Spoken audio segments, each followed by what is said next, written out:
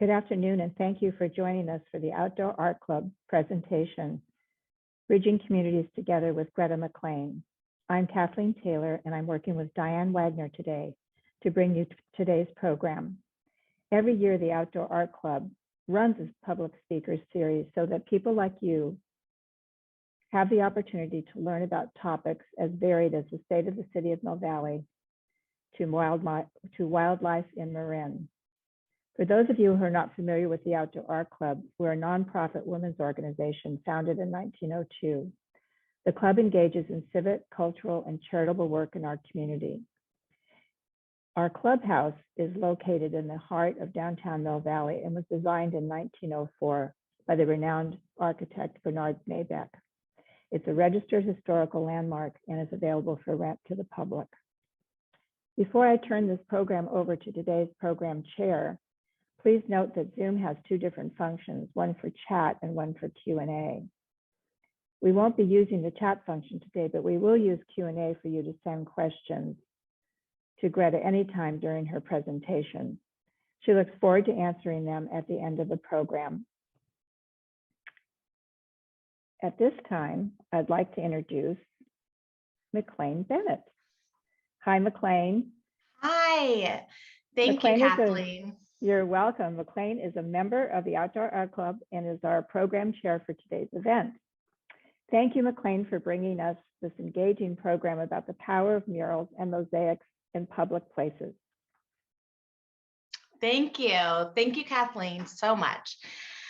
I would like to start by giving gratitude to the Zoom attendees, all of you, and to the Outdoor Art Club for always showing up, even during a pandemic, and showing up after a postponed Zoom webinar to continue to create this beautiful community. So thank you.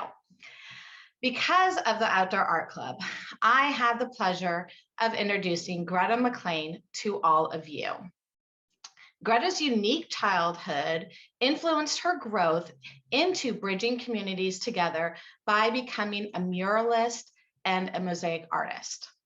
In her words, she grew up in the golden era of public schools in South Minneapolis, which meant her public education in elementary school had an abundance of art classes, an abundance of music classes, and language classes, with a diverse student body from all walks of life. This is where she developed her first experience with art having the potential to bring people together. Greta earned her BA from University of California, Davis, and her MFA from Minneapolis College of Art and Design. Her passion for learning new and traditional techniques enabled her to study abroad in Argentina, Mexico, and in Europe. She believes in the power of visual language to activate a voice. Her approach is hands-on within each community and enables educating the community and all who are involved. Her community projects and murals can be seen and are influencing people all around the world. Her work is in Europe, South America, and all over the United States. Please join me in welcoming Greta McLain to this platform. Greta? Hi. Hi. Hey, McLain. Hi. So welcome. You might notice that me and McLain share a name. Mine is at the end, McLain's is at the beginning, but it's on purpose.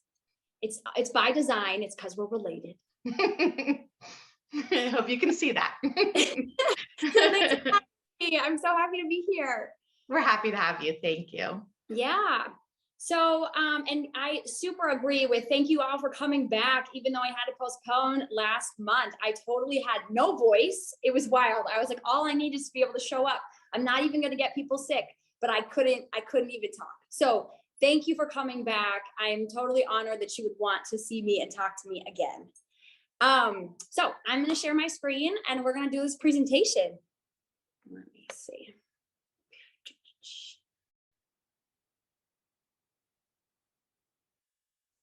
Okay.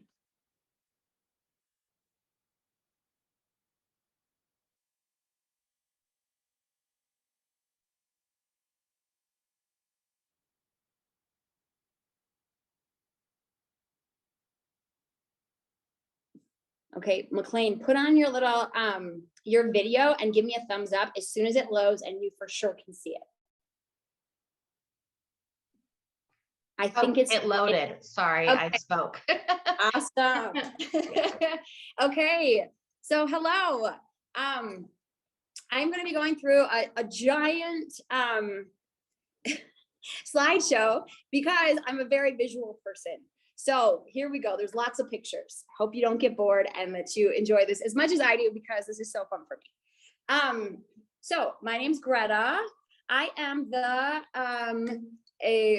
the owner and artistic director of a community mural studio called Good Space Murals. We are located out of Minneapolis. However, we travel all over, as McLain said, and I'm currently in Mexico.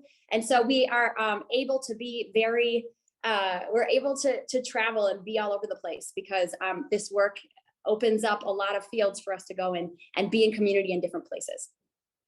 These are a couple of my pieces just to get you pumped. We really focus on how do we get as many hands in the making of community art as possible. Who is the community in community art? And also figuring out new techniques in order to up the quality of the work that we are able to do. So I'm showing you a couple pieces that are in Minneapolis. As you notice, I like to work pretty big if possible. And these pieces were made in community. So they were made with a bunch of people helping us from design all the way through fabrication and installation. And I'll be talking a little bit about my process today. However, I wanted to kind of, and you can see here some pictures. We talk a lot, or I talk a lot. I use the we because I work in a studio with a number of different artists and artist assistants. But you can see that this is more or less my visual voice. We work in community, we listen, we try to show up as blank canvases, but I think it's always cool and important just to state from the get-go that we all show up also with our own visual voice. And this is mine. So you can see these are some of the works that we've made. I love that my intro says that I was influenced like big time by my elementary school. It's so exciting and fun and funny to hear said back to me because I tell people that, but it's like, oh yeah, elementary school. So I think it's really important to kind of start with where, like what my background is and whose shoulders I stand on. So yes, all my elementary school teachers. I actually painted my first mural when I was 9 years old in my art class. My art teacher, Denny Sponsler, opened up the doors and said, okay, we're gonna go in the hallway and we're all going to paint a big mural together. It is going to be a safari landscape of Africa. And what I remember of that mural more than anything is it had really fantastic zebras.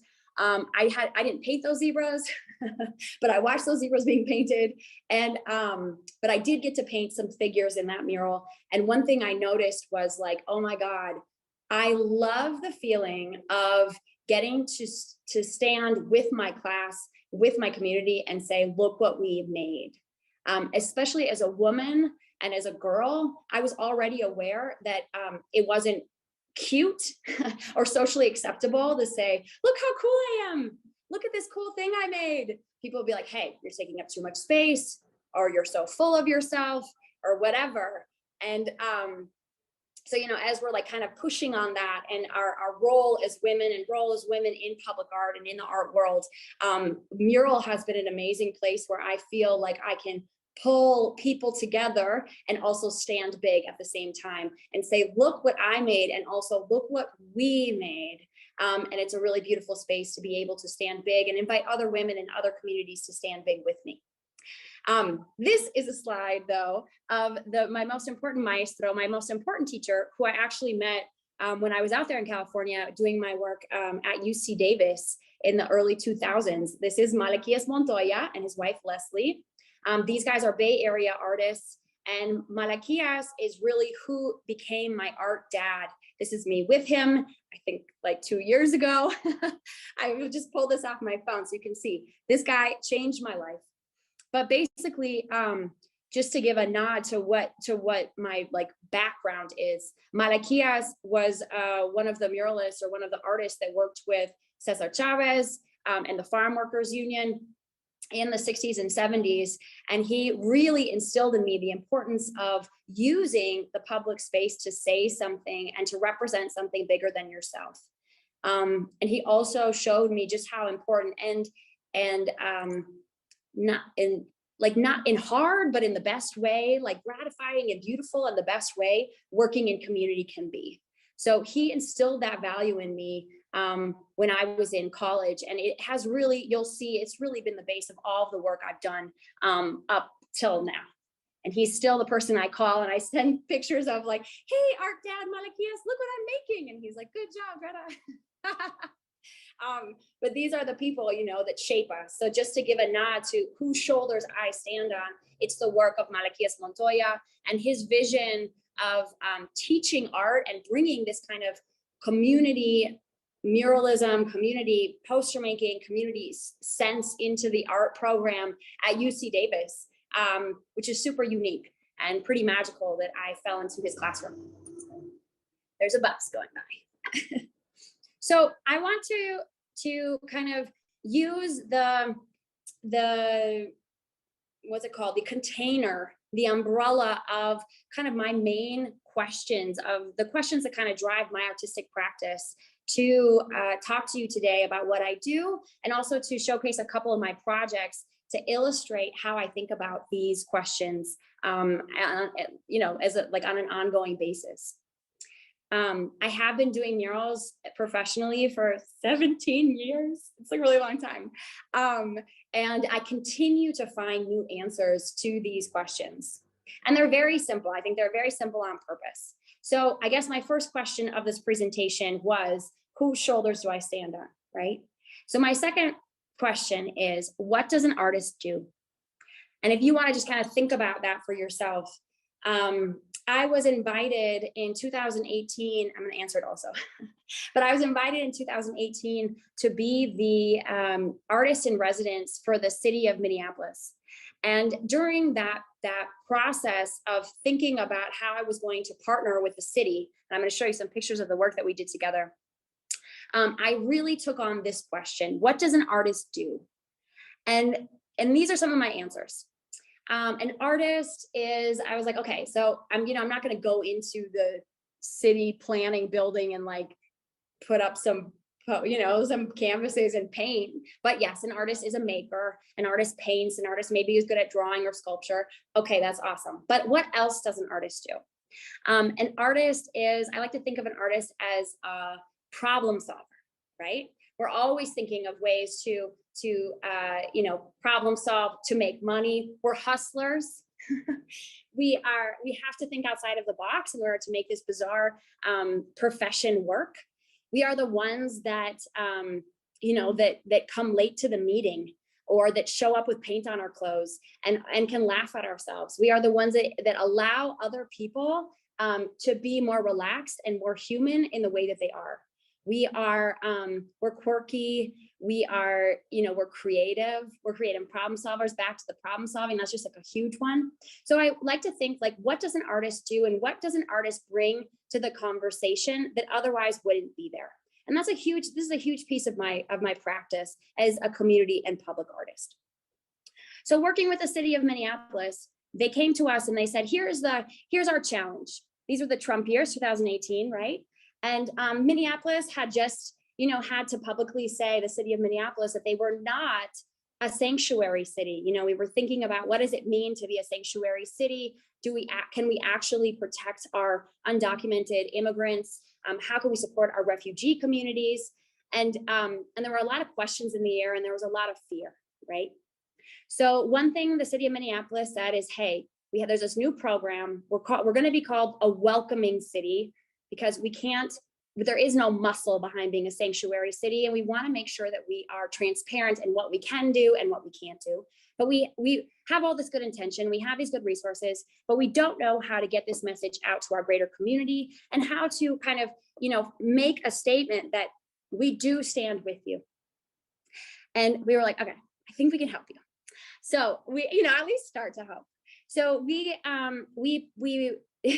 came up with this art project in which we made all of these. You basically used this art to as an excuse to create a resource fair. We went out into this park that was close to this alternative high school, in which there were a lot of alternative students, like recently arrived immigrants, non-native English speakers, and refugees, mainly from East Africa, Mexico, and Ecuador. And we put out these giant butterflies, these giant monarchs, and invited people to put down pieces in these monarchs if they stood with the immigrant and refugee communities. So that was the caveat. If you stand and are in support of them, you can put down pieces here. And so there was this beautiful outpouring of like the public mixing with, like the non-immigrant, non-refugee, if you will, I don't even know what that means, but public mixing with the immigrant and refugee public. And there was this kind of this sense of, wow, there are a lot of people that stand with us. And at the same time, as we were all busy putting like these pieces down on these monarchs that also are just a beautiful symbol that represent natural migrations, right? We also had a bunch of resource tables set up in the same area that were all staffed by city people, from public health to the police and public safety to housing, that were all there just, by accident, by design, okay, to answer questions and show up and say, hey, we actually do have a lot of resources if you want to talk to us on this one-on-one in this safe environment. So that was one of our strategies. How do we kind of like use art as a strategy to bring people together and not force the issue, but invite a space that is an alternative making space in which we can also get to know each other a little better and maybe be connected to different resources. It was really fun. Here we are. Another thing I did with the city of Minneapolis is we got together with a community group that did work with, again, resources for the Chicano, Latino, and immigrant community, Spanish-speaking community. And we held and hosted a number of closed sessions that the city funded, but was not invited to. And we said, hey, you're not invited, but you are going to sponsor this. And in that community and in that group, we actually came up with this mural design through a series of 10 workshops in which we had some really deep, sweet sharing. Every workshop was held in Spanish, and we came up with different ways of really like telling and sharing our stories, or their stories as immigrants who had crossed our southern border, and what emotionally that meant, what their challenges had been since coming to the U.S., and specifically how they had interfaced with Minneapolis since then. Then we ended up using this parachute cloth, this indirect mural technique that is one of Good Space's kind of main processes for making murals, and we invited some city employees, not politicians. This wasn't a photo op. We invited city employees that were going to stay no matter who was in office to come and meet and hear from this group of immigrants about their experience and to help us paint. So again, if people didn't want to talk, they didn't have to. They were all going to be making something together. It was beautiful and ended up again seeding this idea of how can we be in relationship and use art as kind of the gateway to these relationships and the power of the one-on-one. I love this idea of bridging that you guys talk about. So that's also a thing that we think about a lot. Like, how do we use art as an excuse to get together? And then the real art happens, the art of community making, the art of building trust, the art of being able to share who you are, what your fears may be, and also who your friends may be. At the end of the day, we made this beautiful mural which hangs in City Hall in Minneapolis, right outside of the city council chambers. And it's placed there on purpose because the majority of the people that worked on this mural are undocumented and are not able to be voting or participating in local government in a very public way, or at least during the Trump years. It felt very dangerous at that time. And so this was an opportunity for the city council members every time they went into the chamber to make any kind of decision for their community, to remember that they represent more than just the voters that vote for them, more than just the registered voters and their families, but also the greater immigrant and refugee communities in Minneapolis. So what is art, right? And how can we use it in a bigger and different way? Okay, here's my next question. So who is the public in public art? This is another thing I think about a lot, especially when I'm introduced to a new wall.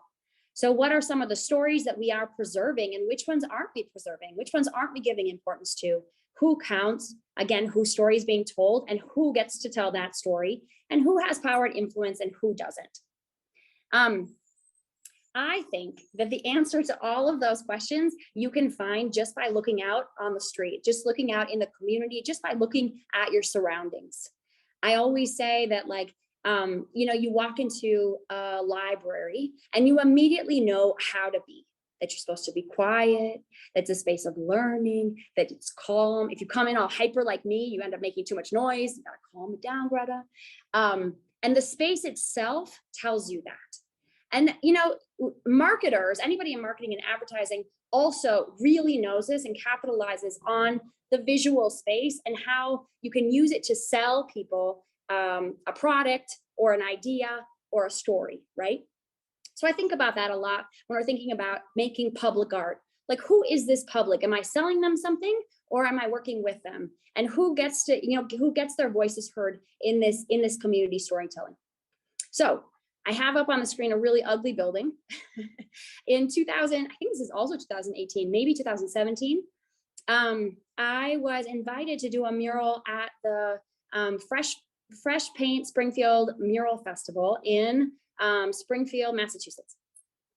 And I was awarded the biggest role. I was very excited. Let's go, women muralists. And I got out there and looked at the wall and was like, bam, this wall though, it's pretty ugly. So if you think about already, what is the wall telling you, right? It tells you, okay, there's a lot of cop cars. You can see there's cop cars. It's very like industrial. It feels like, okay, this is a parking ramp or a parking garage that you could find anywhere. I think I've seen this exact parking garage in multiple cities across the US. And I was like, okay, this tells me a lot without telling me anything, right?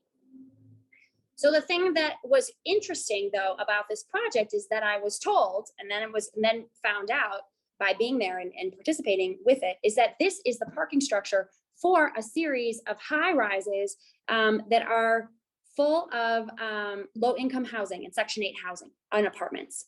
And there's like 1,000 apartments here, and that all use this as like, this is like the front of their house. This is like the front of their house, right? So one thing that that I didn't know about Springfield before getting this job was that Springfield, Massachusetts, it's one of the largest per capita populations of Puerto Ricans outside of Puerto Rico. When I look at this wall, there's no part of me that knows that this area is full of Puerto Rican immigrants and the Puerto Rican community. On top of it, the demographics of the buildings that are connected to this are 99% Puerto Rican, like no joke. Like the 1% is African-American and there's like 3 white people in this building, maybe 3. But this is a Puerto Rican community, like from Puerto Rico. However, when you look on the street, there's no way you would know that, right? So we did a series of so again, who is the public? Who is being thought of? Who is being showcased on the street right now? So we did a series of listening sessions where we actually went into their multi-purpose room and met a bunch of people, asked them about their life stories, what brought them to Springfield, what they loved about living here and their community in Chestnut Towers. That's what the high-rise community was called. And it was amazing. On my way to the listening session, the woman organizing it is like, hey, by the way, do you speak Spanish? And I was like, wait, yes, but why? And then I was like, oh my God, man, can you imagine working with this community if you didn't speak Spanish? Anyway, it worked out amazing. So I do speak Spanish, and we ended up getting, in that way, I was able to like really hear a lot of the deeper stories of the people that lives there. This is Doña Isabela. She ended up on the mural, but we ended up hiring, not only listening to their stories, but hiring a professional photographer to go in and do this fantastic photo shoot of residents of Chestnut Towers. And the mural design was really based on the community that lives there and calls it home. And you'll see in a lot of my work, I end up having way more women represented than men. In this case, it was no different. I think there's one boy on the mural and everyone else are these women. And they're not women working. They're not women cooking. They're not women, you know, like having to take care of kids. They're women hanging out playing dominoes because shit, you know, we get to do that. So then we came in and I'm going to talk more about portraiture and why portraiture in a little bit. But we came in and we actually took over. So this was all, this mural took place in the footprint of this mural festival. And we really wanted to be like, how do we showcase and highlight the community of Chestnut Towers, but then also use the mural to open up that community to the greater Springfield community. So there's really an interacting and a mixing of those worlds. Because Chestnut Towers was kind of isolated as one of the only housing units that was housed right in downtown Springfield. So we used this indirect mural technique, which I alluded to earlier, and we actually took over their multi-purpose room and their gathering room and used it as our studio.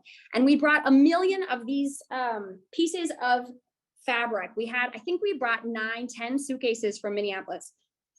And they were all full of this fabric with this projected mural on it. And we proceeded to put up all of these pieces in their multi-purpose room and start painting there, which they were in at every hour of the day, bringing us coffee, saying good morning, saying good night, right? As they all went out to, you know, smoke their cigarette in the morning and smoke their cigarette at night, whatever. And it was also where we prepped all of these pieces as a huge paint by number that we brought out to the community and had these giant paint parties. The actual residents of the mural, of Chestnut Towers felt like it was their mural because we were basically living in their house. And so they helped kind of run these paint parties with us. And we had over 600 people in the course of 2 weeks paint on this mural. So they would paint as this giant paint by number. And then we would that, like at the same time, we had a team of, you know, all women putting up these pieces like permanent wallpaper. So some of the things that we're going to talk about is access. So again, who is the public? Who is invited to be part of this? Who is allowed, you know, to have their voice, their hand in the mix? We're really into the idea of access and accessible tools to make that community participation even bigger.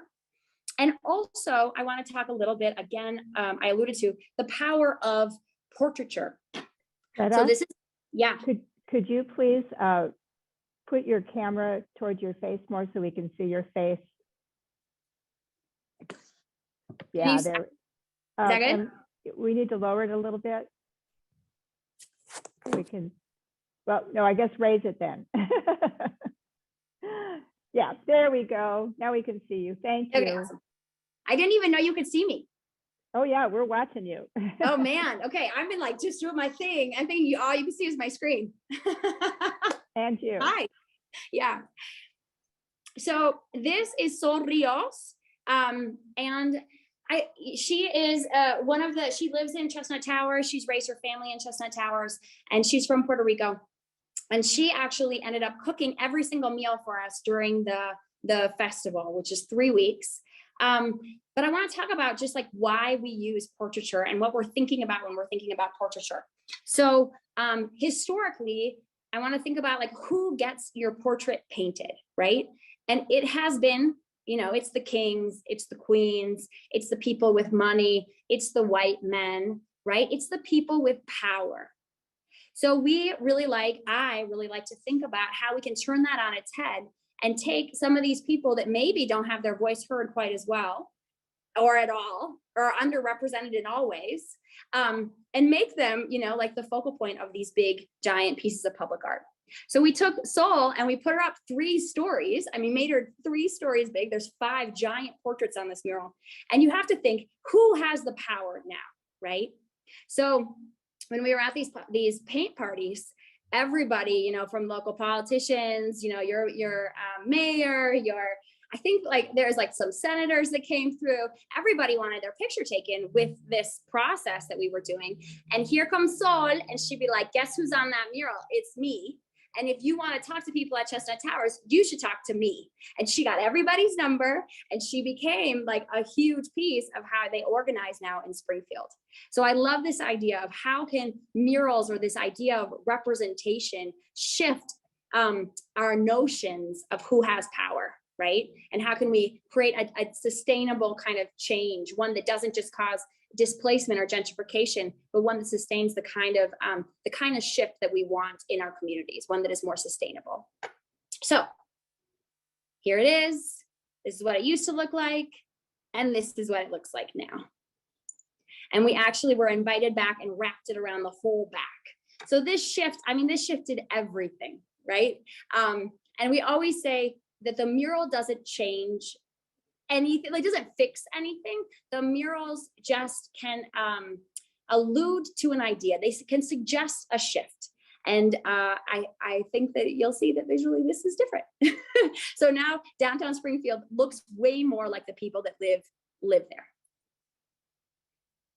So again, I told you my questions were pretty simple. What is a mural? You would think I would know by now, since I've been working for like 17 years on this. So what is a mural? I think of it as an invitation to be part of something bigger than yourself. So we are all about highlighting access, points of access and participation, really looking at like, how do we make a public art process that doesn't require you to be on a lift, to be physically active, to speak a certain language, to make a certain amount of money to participate in it, right? How do we really open up who gets to be the community in these community art processes and projects? Representation, like I alluded to before, how do we represent the communities in which we work, and who gets to paint those pictures, who gets to be part of that process? One thing that's really important to me and exciting is this idea of like going into a place that I'm not from and saying, hey, tell me what you love about where you're from. Tell me who your community leaders are. Tell me who gives you hope for the future. And getting to hear people just rave about where they're from, almost fall in love again with the communities that they are raised in or where they're raising their kids. And then getting to kind of blow up that idea as a visual and put it out on the street so that people can remember what they love about where they are. Because you and I and everybody know that doing community work and living anywhere is hard, right? Like there's always a moment where you're like, it's too rough. I don't want to, you know, like I can't organize here anymore, or these relationships aren't working, or, you know, climate change, all the things that are happening, the politics, what, and we forget what is working and what gives us hope and where we want to be going. So another thing a mural can do is kind of tell us where we want to go and help us seed the future that we want, as the gardeners, right, of our future. They also, this representation, this says, I am a water, and I am water, I am a water protector. So this is, murals also can be a place where we can say what we stand for. In Minneapolis and in the Midwest in general, we are really aware of the pipelines. And this youth actually went to Standing Rock. So it was really beautiful to bring this mural back to where the street she lives on in St. Paul and put it up and say, hey, we're inviting everybody to be a water protector, not just our Indigenous people who are out there on the front lines, but everybody needs to be a water protector now. So it's also a beautiful way to say what you stand for. So also, what is a mural? It is a place for us to tell our stories. And I have, you know, this, our story, question mark. And I have a quick mural right here. Another project I'm gonna show you that we did in Chattanooga, Tennessee. So what is our story, right? Who is telling our stories? I was a finalist for a project in Chattanooga, Tennessee. I had never been to Chattanooga, Tennessee. I'm from Minnesota. I'm from like the North, if you will. And I went to the South. I didn't even know. I remember I was so rude. I was like, am I in the South? But I didn't mean it rude. I was just like, I don't know where I am. What is this? Tell me. So I arrived and I talked to city makers, and I was like, well, what should we do this mural about? What's going on in this place? It's this wall in this neighborhood. What should we do the mural about? And they were kind of cagey, and they were like, well, the neighborhood where you will be working feels like there's not enough people spending money in their neighborhood. So they would like to kind of use the mural to boost the local economy and get people to stop and, you know, and shop at the local stores. So I go and I go to, you can see here, there's a picture of the like basically like their YMCA or their youth programming and gym. It's right there in the neighborhood, their community hub, and also talk to local artists, which you see in the bottom right, and a local businesses. This up here was a woman that owned a daycare. And I was like, okay, this is what the city said you guys are looking for. Do you want to tell me what you think is important here in this community and what's going on here? And they said, we are in the middle of a gang war. And it's the Bloods versus the Crips, and our kids are dying. And it's like, we are really afraid for the safety of our community. And that is our most important thing, that our kids need to feel safe. And we don't feel like our kids are safe. And I was like, wow, that is not what we heard when I talked to the city, who are the ones that were holding the keys, right, to the project and ultimately running the RFQ or the application process. So once we talked to them, I was like, yo, that is not what I had heard, but we need to do something different with this mural. So what is a mural? Sometimes a mural is just a positive affirmation where we say, what can you do as you drive through our neighborhood? You can see us and our positive future. Because the Chattanooga city is being bombarded. The only time our neighborhood shows up in the news is to talk about another murder, to talk about another death, another tragic, terrible thing that's happening. And our kids live here, and the only thing that they hear about themselves is that something bad is going to happen here. I don't know if you guys remember, but I had actually heard about this neighborhood on the news because in, I think, 2017, 16, there was a school bus that ran off the road and a bunch of kindergartners were killed. And that was literally through this tunnel. And I didn't even know that before I had, was told this story that this was the same community. And I was like, oh yeah, you're right. Even me, someone from out of town, only hears about your community in this context. So how do we shift and use a mural to suggest that, this is a place where we want you to be safe. We want you to think of our kids and think of them shining, right? Think of them safe. Think of a family that is held together, wherein the mom and the dad and the kids and everyone gets to be a family unit that gets to hold on to each other, that no one's in prison, that no one's off and, getting killed, that this is what we want you to envision for our community, like a visual affirmation. And so that is sometimes what a mural can be, right? A visual affirmation.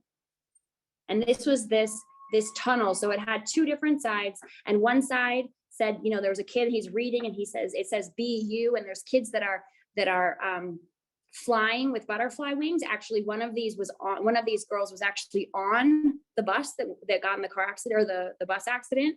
And then on the other side, it was those other symbols. So what is a mural, right? A mural can be a positive visual affirmation of what we want to see. And then finally, we think about how do we, what can a mural be? A mural can be a way that we show what we value.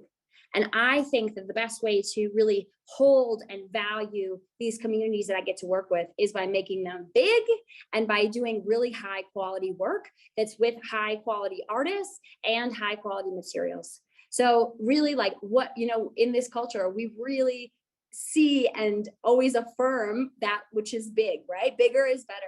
And I feel like that is exactly what we need to be thinking about when we think about how we hold our communities and our community work and our community art and the public art that really gets shared on the street, not just what is valued in an archive, on archival paper and archival lighting and whatever in museums, which I think is also fantastic.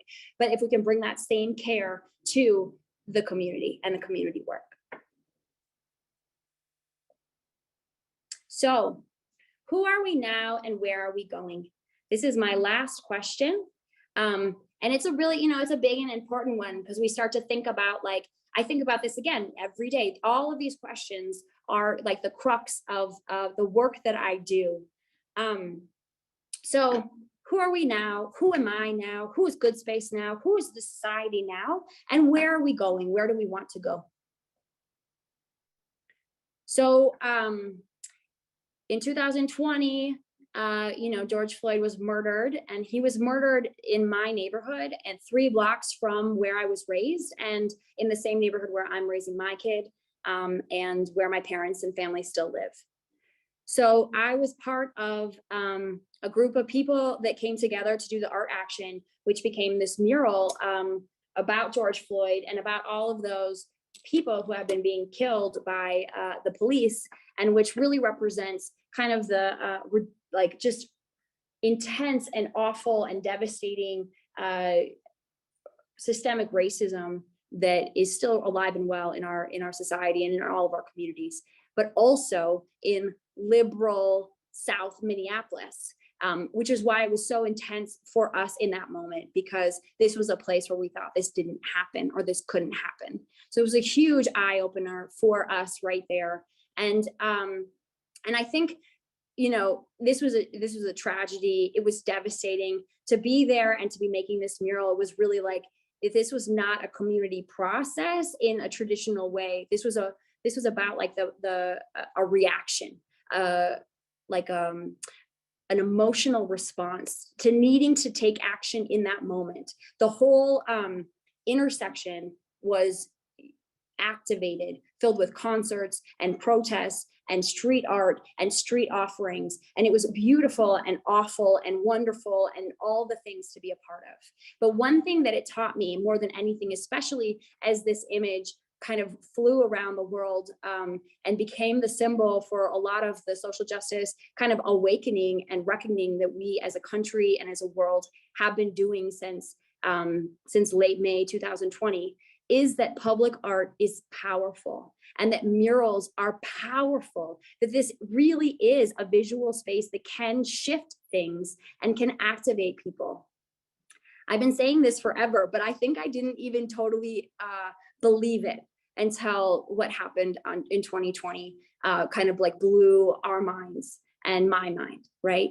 And one thing, so I've been really considering like, what is this telling us? What did this mural, what did this moment, what is the space for public art? And what is my role as someone who has been doing this work now for 15 plus years in this time of change? And one thing that one of the things that has come out of it is that we have created a community mural institute. And it was already in the works, but it definitely was majorly kind of motivated even further when I saw the response to the mural in Minneapolis and how many people came and started to take the streets, and how many people were like, I have never made a mural before, but all I want to do is make murals. And that we are now having, as a country and as a planet and as a world, kind of a mural revolution or renaissance, if you will, where we once again are really claiming this powerful visual public space and saying, we need to say something. We have so many things to process, to celebrate, to grieve, and we are using those walls in order to do that. So what can I do? One of my roles is to teach. So we created this thing called the Community Mural Institute. This thing that I love, called the Community Mural Institute. I designed it with my friend Greta, who is the executive director of a Massachusetts nonprofit called Commonwealth Murals. And we basically take on teaching how you community process and teaching our techniques so that more and more artists and local artists to more and more local communities are equipped with the tools to tell their own stories and really respond to the needs of their communities. Last year, these are some pictures from last year, we launched our Community Mural Institute in that same festival wherein we had done the big mural on the parking garage. And we actually trained 11 artists, local artists, in our techniques and taught them how we do the parachute cloth technique, how we think about training, or how we think about incorporating community in the design components and in the making in our paint parties. And they actually, it was amazing. I was so freaking proud. It was the first time in my life I got to make 10 murals in 1 week, all of which I was totally a part of and didn't design or paint. So I actually got to create this, again, a container in which 10 murals were put up as a teaching tool. It was so beautiful and exciting. and exhilarating to think about all of the amazing murals that these people get to make now, and their amazing relationships and communities that they uniquely represent, that they can now uniquely represent on the walls through different murals, that they have these tools now to go forward. We are now bringing this this Community Mural Institute to the rural, and working in Bismarck, North Dakota next summer. We're going to be activating some walls there and doing some trainings there, and also working in another small city in Massachusetts next year to train another cohort of local artists. So this is kind of our new jam, is how can we go to these different places and train. So also do these murals and showcase the murals as teaching tools, but also say, hey, like, do you want to learn these techniques? Because we are really down to teach you. So that is where I'm at right now. That is Good Space. That is the CMI, the Community Mural Institute, and that is me, Greta McLain. Do you have any questions for me?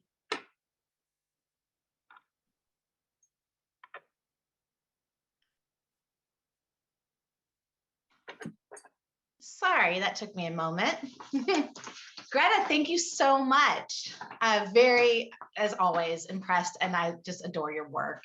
I love seeing it everywhere. And so far, what I'm hearing and reading from the audience is really just everyone is really impressed with your work. You've done a wonderful job presenting, and the transformation of the huge garage is stunning. Is graffiti a problem?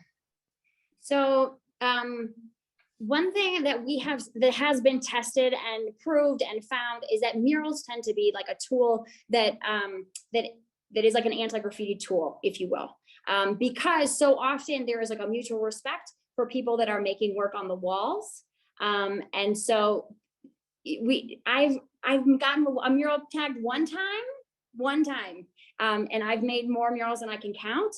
Most of the time, what happens is that people who are making those murals end up being, or making that graffiti end up being part of the mural process, or knowing someone that was part of the mural process, and then respecting the work as a result. Also, often graffiti is about getting up. And when you're getting up on a wall, it's already totally saturated with paint. No one's going to see it. So they better go to the blank wall that's over there instead. So more than not, we don't get any problems with graffiti, and and we often just get to hang out with our graffiti friends and invite them into a different kind of process. Oh, that's great. Another question is, oh, sorry, it just disappeared on me. Can you answer the process? Okay. The paint you use, what are muralists painting on, and a little bit more about the process of the paint you use. Maybe, I heard you kind of mention that some of it is even as a wallpaper. So a little bit more about the process, the different paints, and then I'll get to the next question. Awesome. So, if you don't know this already, Philadelphia Mural Arts Program is freaking amazing, and Philly is an incredible mural city. You probably know that. If you don't, please check it out, Mural Arts Program. In the 90s, they developed this technique called the parachute cloth method that we use. I actually learned from an artist in Philadelphia. And so the whole thing is done on a synthetic canvas, think like Tyvek. And when it's very thin and lightweight, but also, like I said, synthetic, non-woven, so it's not going to rot. And it goes on like permanent wallpaper and actually takes the shape of the wall. And then we use Nova products, which is actually a California company. So Nova paint, and also Golden paints to paint our murals. So the majority of our budget actually goes to using really fantastic paint. Because if people are like, you're a good artist, whatever kind of tools you're using. That's not true. That's not true. And so when we work with community, we like to use really good brushes and really good paint. So if there is a moment when red and blue mix, it will become purple, instead of using some kind of house paint or something that's just going to be mauve, that's not going to last, it's going to fade, we use really high quality artist grade acrylics from Nova Color and from Golden. Wow, and they don't fade? So Wow. Nova did a study and put together a light fast list that is specifically for muralists. So it says these are the ones that are going to last, only buy from this list, and so we do. Well, it's great. And just out of curiosity, how long do murals generally last? I mean, do they have a lifespan of 10 years or? Yeah, our projects tend to last 20 plus years. Wow. Because of the materials we use and how much paint is on every square inch of the surface. Because we use that light fast list also, it's really helpful because I don't know, you've done beautiful murals. Like sometimes it's like, where did the red go? Like the red just faded all the way out, and this is like, definitely we don't use any cadmium. There's ways to make sure that we're using murals or mural paint that's going to last that whole 20 years. Yeah. So a couple of questions that are popping up are, one is, how do you choose the wall spaces? Do the cities provide the space, or do private owners, or are they from private owners or buildings that are private or community driven? Yeah. So it depends on the project. So a little bit of both. Often, if it is a private building, it's super important that the private building owner knows that they are just one of the stakeholders in the approval process of the mural and of the mural design. And so it takes a special kind of person to be into that. But generally, we're listening and hoping to represent all those voices. So we haven't had anyone be mad at us yet, which is, who knows, knock out some wood just because. But it's a mix. City buildings are, hard to work with in some ways. Private buildings are hard to work with in some ways. All buildings are fantastic to work with in other ways. So we come in and partner with the communities and the relationships that are already there. So generally it's who the city already knows, how they're already activating. Maybe they have maybe they want to work with a community, a private building, whatever. But we don't just work with governments also. We also work with community groups, libraries, schools, all kinds of people. Yeah. Business associations. Yeah. Grocery stores. I've seen your co-ops. Whoever. Yeah.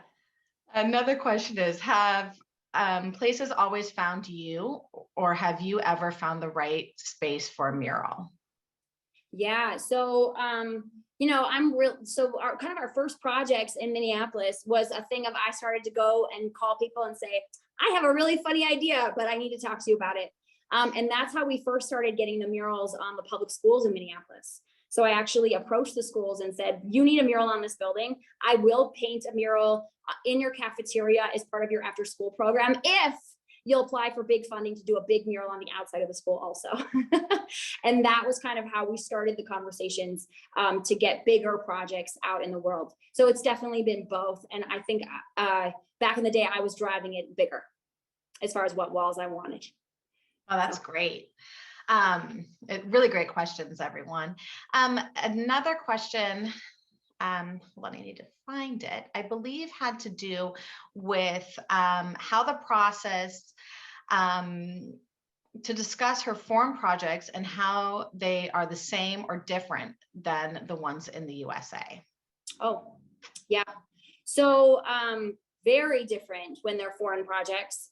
In some ways, it's been really fun to bring a community process to a place like Mexico. And then to hear like, yo, you don't understand our context, and be like, sweet, I don't understand your context. But that's why I'm here and open and listening. And like, how do I listen better then?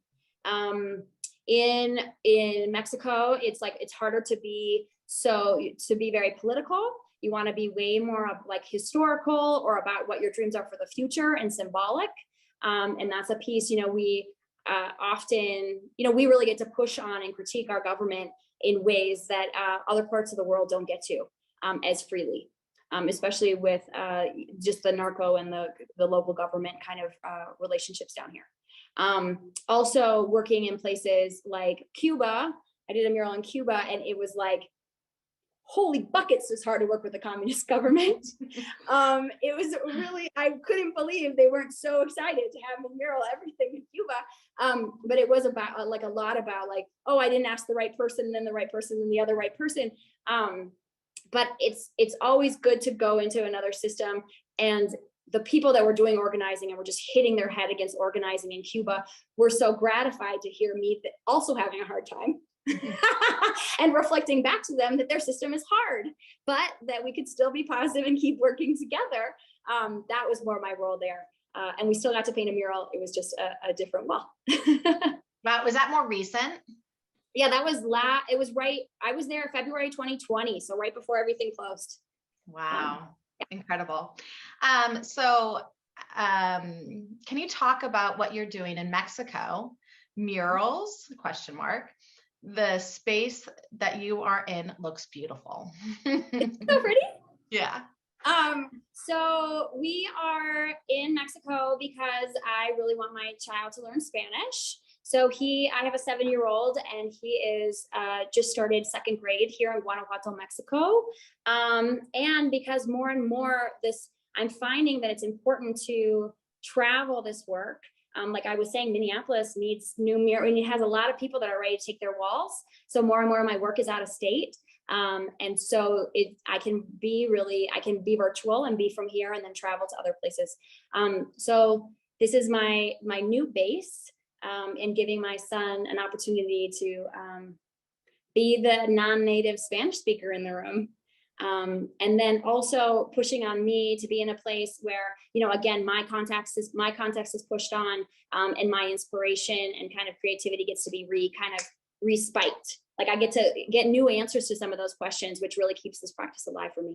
So I will be doing murals, but less. A lot of our work is funded by the way that the US thinks about creative placemaking and gives value to that, where there's just not an economy for that in other places. There's definitely need and plenty of walls that I do paint and will paint here. But as far as like getting to really do our full process and lean into it, there is way more of a market and a consciousness of that, which is really beautiful in the US. That's interesting. Really interesting. I just had a couple of questions. One is, how do individuals like myself or anyone listening, are we able to donate to any of the projects that are coming up? Yeah. So, is there on your website, or what's the best way? I'm going to give you a link. Commonwealth Murals is who I'm partnering with a bunch to do the CMI and other projects, and they are a nonprofit. And would love to receive some donations that would support this work. And then also, if there is anybody that's interested in muraling in your community, please think of me. I would love to be out there. And I also have a lot of resources in California. So if you have walls that you're looking to activate, it doesn't have to be me. I know some peeps too. Nice. Yeah. And I just want to say again, thank you so much, Greta. Thank you for making this happen. I'm glad you're healed and doing better. And I'm glad that Mexico is opening up its lovely arms and embracing you. And I can't wait to see what's going to happen next. Yeah. Last question for you is what is coming up? What's coming up? What's next? So I'm really excited. I was invited to paint at the Akumal Mural Festival. So that's right by Tulum and Cancun. So I get to go to the beach. And I'm painting a school there in January. And then we have been invited, like I said, we're doing a project with the University of Minnesota, Rochester, if you know where the Mayo Clinic is. We're doing a mural down there with a student group. And I get to go to North Dakota, which I'm so excited to go to North Dakota. And we're going to do a bunch of murals there, and it's going to be a blast. Great. Don't you know? Yeah. I can't wait to see them. Yeah. I will definitely join. Yes. Well, thank you again, Greta. I really appreciate it. And now I'm going to start discussing what is going on next for the Outdoor Art Club. And I'm going to just mute myself and sign off. Thank you all so much. Thank you. The Outdoor Art Club next public speaker event is January 20th, 2022. Scary to think about, right around the corner, but 2022 at 1 p.m. So again, January 20th, 2022 at 1 p.m. It's Finding Art in the Ocean. Sounds so fascinating and interesting. I really hope everyone can attend. The artist is Josie. I believe I'm saying her name correctly, but if I'm not, please forgive me.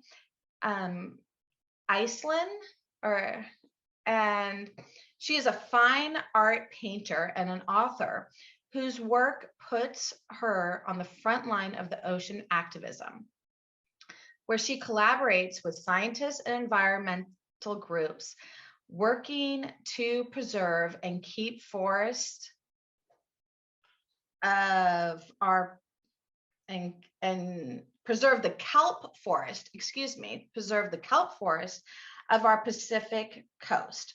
Her latest book, The Curious World of Seaweed, takes a deep dive into the ocean universe of seaweed, kelp, and sea otters, creating a beautiful imagery book where art and science come together. I want to thank you so much, everyone. And again, if you'd like to see more of Greta's work, you can see it at her website, or just Google the Good Space Murals to get in touch with her as well. Thank you.